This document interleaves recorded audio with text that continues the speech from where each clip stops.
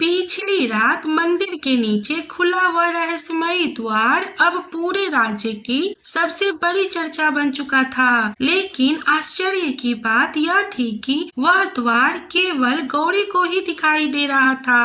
राजा, पुजारी और सैनिक उसी स्थान पे खड़े थे, पर उन्हें वहाँ केवल पत्थर की जमीन दिखाई दे रही थी। वृद्ध पुजारी ने कांपते स्वर में कहा, गौरी, यह साधारण मार्ग नहीं है। केवल वही व्यक्ति इसे देख सकता है जिसे स्वयं महादेव ने चुना हो। गौरी ने हाथ जोड़कर ओम नमः शिवाय का जाप किया और धीरे धीरे उस सीढ़ी से नीचे उतरने लगी। जैसे जैसे वह नीचे जा रही थी, वातावरण बदलता जा रहा था। दीवारों पर बने प्राचीन शिवलिंग स्वयं हल्की नीली आभा से चमक रहे थे। हवा में चंदन और बेलपत्र की सुगंध थी। ऐसा लग रहा था मानो सदियों से कोई अदृश्य शक्ति इस स्थान की रक्षा कर रही हो। कुछ दूर जाने के बाद गौरी एक विशाल भूमिगत कक्ष में पहुंची। कक्ष के बीचों बीच प्राचीन पत्थर का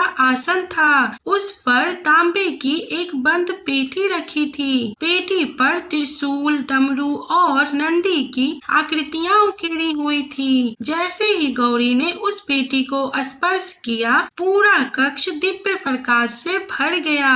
पेटी अपने आप खुल गई। उसके भीतर एक पुराना भोजपत्र, एक रुद्राक्ष की माला और चांदी की छोटी सी घंटी रखी थी। गौरी ने कांपते हाथों से भोजपत्र उठाया।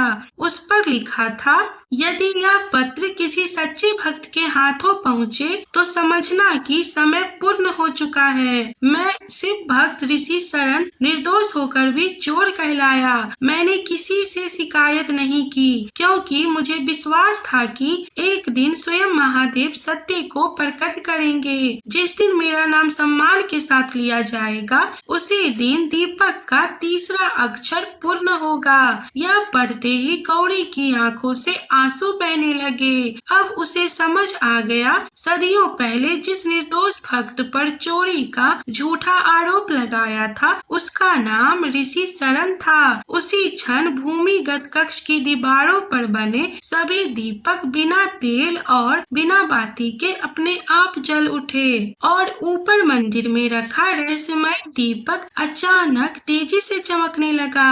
उसकी सतह पर तीसरा अक्षर पूरी तरह प्रकट हो गया। उधर जंगल में बैठा कालकेश यह दृश्य देखकर क्रोध से पागल हो उठा। उसने अपनी मुट्ठी खींचकर कहा, अब केवल एक अक्षर शेष है। यदि चौथा अक्षर प्रकट हो गया तो मेरी सारी तांत्रिक शक्तियाँ समाप्त हो जाएंगी। क्रोध में उसने अपनी सबसे भयानक शक्ति का आवाहन किया। आकाश काला पड़ गया, बिजलियाँ चमकने लगी और उसी क्षण मंदिर की छत पर एक विशाल काले धुएं का राक्षसी स्वरूप प्रकट हुआ। लोग भय से चीख उठे।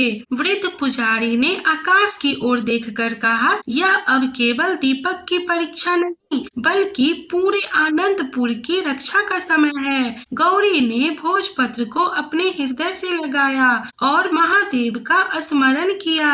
उसे आभास हो चुका था, अंतिम परीक्षा अब पहले से कहीं अधिक कठिन होने वाली है। ऋषि शरण का नाम पूरे राज्य के सामने कैसे सिद्ध होगा?